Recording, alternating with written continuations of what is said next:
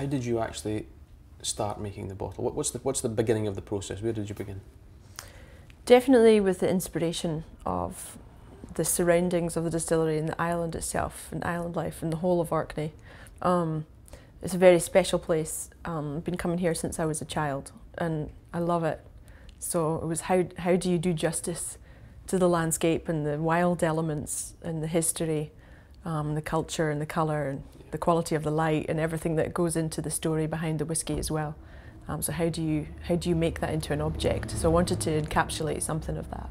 So is there one thing that became the focus of your attention, or was it many things mixed together? Because we know from making the whisky that there are many different factors that make whisky, and the island is one of many factors that actually affects the production of whisky. So we have 4 or 5 things that we is our kind of backbone. If you do these 5 things, that you get Highland Park at the end of it. If you don't, something's missing. So did you have a kind of a strand? Was there 2 or 3 things that I really liked that, and that's what you focused on, or was it just a mixture of everything? Well, I think it was a focus on I think with it being an island and with water being such an important part of whisky, I think I wanted to have a sort of not necessarily nautical, but a very elemental, natural look to the whole piece. And I wanted it to look aged, because age is obviously so important here. And I wanted it to really feel quite wild, and as if the whole object was almost growing and it was changing, and not necessarily fixed. So I wanted it to look also like a real jewel, because my first impression of this was this whisky is so rare and so special and only comes along really once in the lifetime of whoever's working on it at the time. In the lives of everybody that's at the distillery, this is the aged thing that's come along. So for me, it was like, that really is like the equivalent to me of a diamond. So it's like the whisky is the diamond, and I'm going to create the setting. So how do you make something that precious that will really mean something special to the people that are going to own it? Do you start with drawings? Is it, or do you just literally look at old snaps from your holiday albums if you've been here so many times? Do you phone up your friends on the island and say, oh, talk to me to this? Or I'm not a creative person, so I really I never quite understand that when I speak to other designers and stuff. I don't believe it, Jeremy, but carry on. Thank you very much. I'll add that to my title, Intergalactic Designer Award or something. But I don't. It's difficult for me to kind of understand how that works. I think the guys who work in the distillery here, I don't think they would probably agree with me. They kind of think in a kind of linear way. So we know this works, we've improved it, and that works there. Whereas when I speak to designers and people who have a creative brain, the ideas come from all over the place, and it just seems to be complete mishmash. Makes perfect sense to the person when you're speaking to them, but from the outside looking in, how does that work? Yeah. So did you start with a design of a seaweed or water, as you're talking about there, and then kind of just and build up, or do you immediately have a picture in your head of roughly where it's going to go?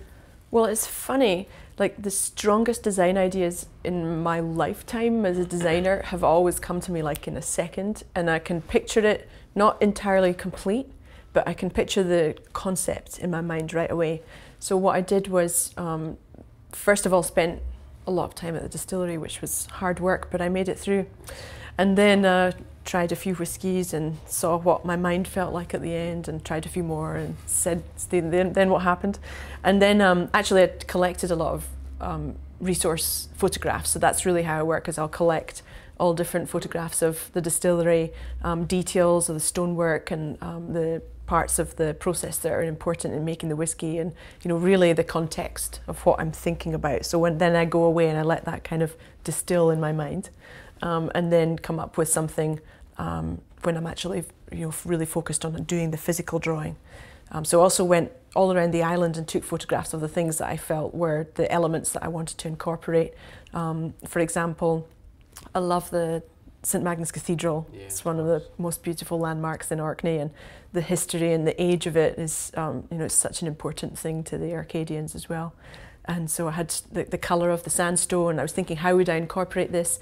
And I actually went and discovered the old quarry where the stone came from, and ended up seeing these really strong, solid bricks of the sandstone, which, as you know, looks very sort of dry and quite worn, and the way it's been worn by the wind as well, and the sea air and everything it's really got that kind of beautiful aged feel to it.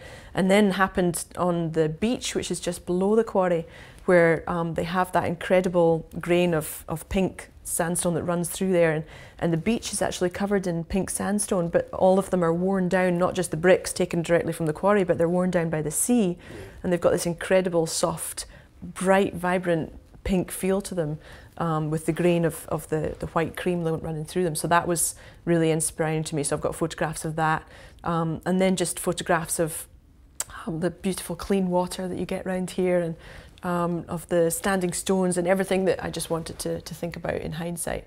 And then I went away and looked at them all and thought, right, how am I actually going to do this? And then that's when I started creating the drawings. So, and these are them? This is this is the final drawing of the object that I wanted to create.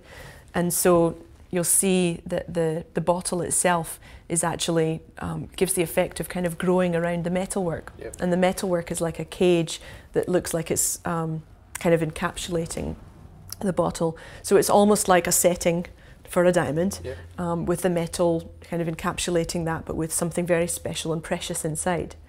And then I actually I'm going to take pieces of actual sandstone, and they're going to have the Highland Park logo actually carved onto the top of them. Really?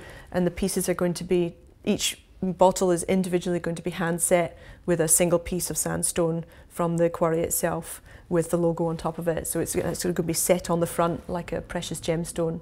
So it's just like a little final finishing touch. So it's got an actual, each bottle will have not just the whiskey, but will have another part of Orkney actually in it as well. Yeah, which is really special. And obviously it's not in short supply, which is important, because that was one thing I wanted to be sure about, was that the sandstone, there was plenty of it, and this was not going to drain Orkney's supply. But chatting with the stonemason, you know, we had a great time and figured out there was a few different ways that we could do this, and having a small piece is a great way to remember the story. And when you're carving that, I take it like you can't do that by hand, can you? Well, it's actually sandblasted onto the top. Right. So that you've got a very crisp version of the logo.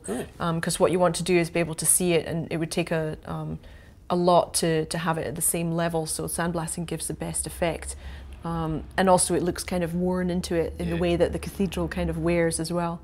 And then down here, the 50 is actually an inset section here. If you can see how the 50 is a continuation of the design, because I wanted it to feel part of it. I didn't want to just, you know, stick a 50 on the top there. So it continues the whole theme. And then because we're oxidizing this sterling silver, this will fill the holes, and when we rub it back, all the high points of the metal will be proud and clear and shiny, and this will be left dark, so you'll be able to see it